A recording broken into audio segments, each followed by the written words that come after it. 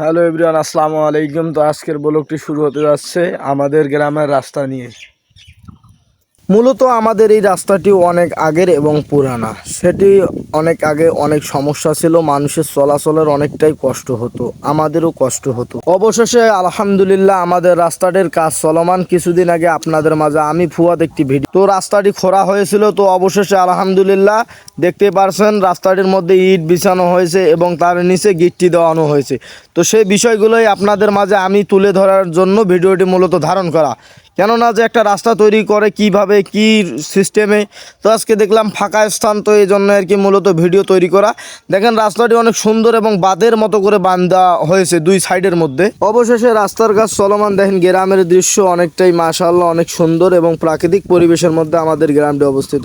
পাশেই পশ্চিম পাশে দেখেন ইটগুলো কি সুন্দর করে লাইন করানো আছে এবং পূর্ব দিকেও আছে। আমাদের রাস্তাটি মাশাআল্লাহ অনেক মোটামুটি সুন্দর। এই রাস্তাটি হয়ে গেলে রাস্তাটি যখন আমাদের হয়ে যাবে আলহামদুলিল্লাহ অনেকটা আমাদের চলাফেরার জন্য সুবিধা হয়ে আসবে ইনশাআল্লাহ। তো রাস্তাটা অনেক সুন্দর এবং মনোরম পরিবেশের মধ্যে আবদ্ধ। তো পাশে দেখতে পারছেন কিছুদিন আগে যে আমি ভিডিওগুলো শ্যুট করছিলাম সেগুলো ছিল বাদাম ক্ষেতের মধ্যে। তো আলহামদুলিল্লাহ বাদাম ক্ষেত সম্পূর্ণরূপে হয়ে গিয়েছে। তো এখন বাদামগুলো উঠানো হচ্ছে, মৌসুম শেষ। বাদামগুলো কিন্তু মূলত 3 মাসের মধ্যে ফসলগুলো কমপ্লিট হয়ে যায়। দেখেন মানুষেরা অনেক রোদের মধ্যে পরিশ্রম করতেছে, তাদের সোনালি ফসল তাদের ঘরের মধ্যে উঠাবে এবং তারা আলহামদুলিল্লাহ তারা বিক্রি করে তারা লাভবান হবে ইনশাআল্লাহ। তো মূলত রাস্তাটির কাজ দেখতে পারছেন অনেক সুন্দর হয়েছে, সোজাসুজি রাস্তা। তো সামনে একটি ছোট ব্রিজ, আমাদের ব্রিজটি মূলত আগেই ছিল কিন্তু ব্রিজটি অনেক সুন্দর এবং নতুন কিছুদিন আগে তৈরি করা হয়েছে, এই কারণে আর কি ব্রিজটি ভেঙে ফেলানো হয়নি। এর পাশেই আমি আবার বাদাম ক্ষেতগুলো দেখাচ্ছি যে শেষ বাদাম ক্ষেতের ফসলই শেষ প্রায়। কিন্তু ওই দেখেন আম গাছ দেখানো যাচ্ছে, কিন্তু আম এবার বেশি একটা ফলন হয় নাই, কেননা এবারের মৌসুমে অনেকটা রোদ আমাদের রংপুরের মধ্যে, এই কারণে হয়তো বা আম বেশি একটা ফসল আসে নাই। আমি আগেই বলেছিলাম আজকের ভিডিওটার মধ্যে থাকবে গ্রামীণ কিছু দৃশ্য। তো পাশেই দেখতে পাচ্ছেন তারা শাকসবজি লাগিয়েছে, অনেক সুন্দর একটি প্রাকৃতিক পরিবেশ। শহরের মানুষেরা কিন্তু এগুলো খুঁজেও পায় না। এবং দেখেন গ্রামের মধ্যে রাস্তার পাশে দেখতে পাচ্ছেন অনেক সুন্দরভাবে তারা পোয়ালগুলো করে রাখছে, ঢিপি সিস্টেমে রাখছে, যেটা আমাদের গ্রামের ভাষায় বলে।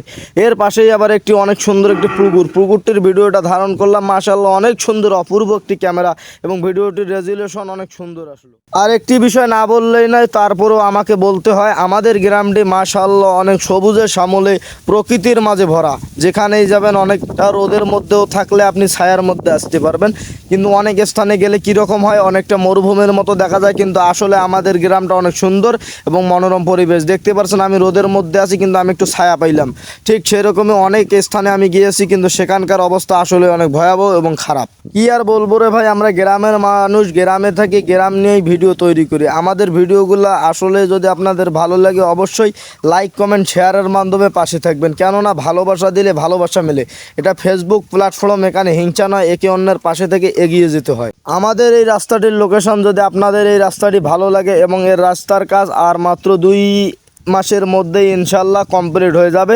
তো যদি আমাদের গ্রামের মধ্যে আসতে চান, আবার এই রাস্তাটি দেখতে চান, তাহলে অবশ্যই আমি লোকেশন বলে দিচ্ছি। এটি হচ্ছে আমাদের রংপুর বিভাগ, লালমনিরহাট জেলা, কালীগঞ্জ উপজেলা, চামটাহাট 2 নং মদাতি ইউনিয়ন, জামবাড়ি মৌজা শাখাতি গ্রামের মধ্যে অবস্থিত। এর পাশেই দেখতে পাচ্ছেন খুঁটির মতো কিছু পিলার গাড়ানো হয়েছে, সেগুলো আমাদের গ্রামের ভাষায় বলে পিলার, আপনাদের শহরের ভাষায় কি বলে সেটা আমি বলতে পারবো না। এগুলো গাড়ানো হয়েছে কেননা যেহেতু রাস্তা যেন ভেঙে পড়ে না। ধন্যবাদ।